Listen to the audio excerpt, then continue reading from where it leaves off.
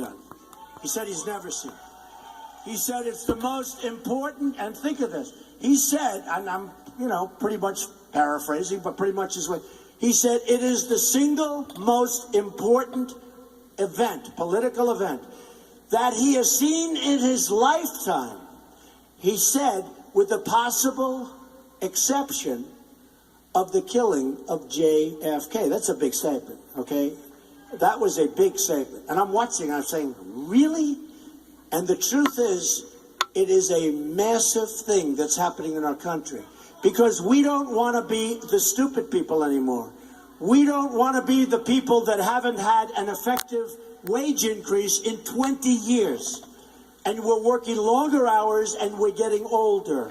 We don't want to be people that are taken advantage of, both militarily and economically, by every single nation in the world with this free trade stuff.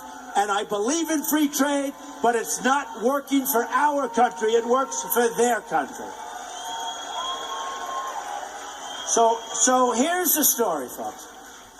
I want you, and I say this sometimes when I'm in the right mood, when I think this is an amazing group of people, to think of the time of day and the whole thing, to have a building this big packed into the corners. Here's the story. Our country doesn't win anymore. We don't win on trade. We don't win with our military. We can't even beat ISIS. We don't win. Can you imagine Douglas, General MacArthur, if you gave him the word to knock out ISIS? It would take him 3 days. General George Patton, who was not a politically correct person, so he could probably never be a general, a colonel, probably couldn't be a sergeant or a corporal. General George Patton. You say, General, knock out ISIS. Yes, sir. 3 days later, where's ISIS? They're gone. Okay? We drop least, we go over the oil trucks. I've said, take the oil. I didn't want to go into Iraq, but when we got out, we shouldn't have gotten out the way we got out. We shouldn't have said the day we're leaving, and we should have left some people behind, and we should have kept the damn oil, okay? And now who has the oil? ISIS has the oil, and essentially Iran is going to have all of it because they're going in as sure as you. For years they fought. They fought each other. They were the same military might. So they'd go here, here, here, here. They'd fight for 4 or 5 years. They'd rest. Then they'd start. This went on for a long time. We come in, we obliterate one, and the other's now just walking in. The way we got out of Iraq is disgraceful. The way we got out of Iraq, remember this, is disgraceful. So what I say is the following. We should have kept the oil. We didn't keep the oil.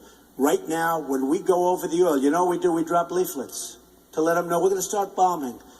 We tell the truck drivers, please evacuate your truck, because in 1 hour we're coming to bomb.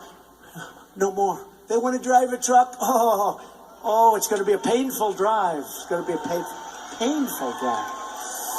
So here's the story, folks.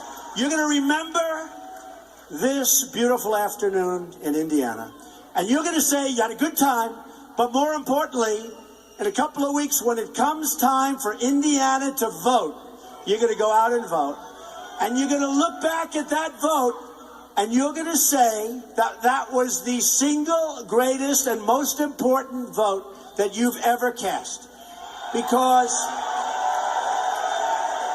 when you cast that vote, our country is going to start winning again. We're going to win on trade. We're going to win with our military. We're going to win for our vets. We're going to win with Common Core. We're going to knock it out, and we're going to bring education local.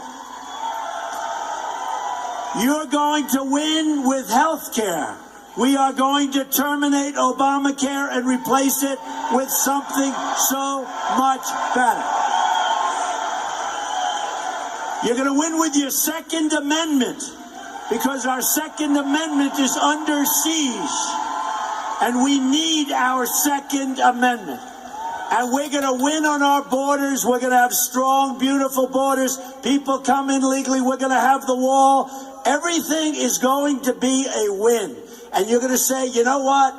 When I cast that vote for Donald Trump, to be president of the United States, and when he won, shortly thereafter, our country became great again. We started to win again, and believe me, we're going to win, win, win.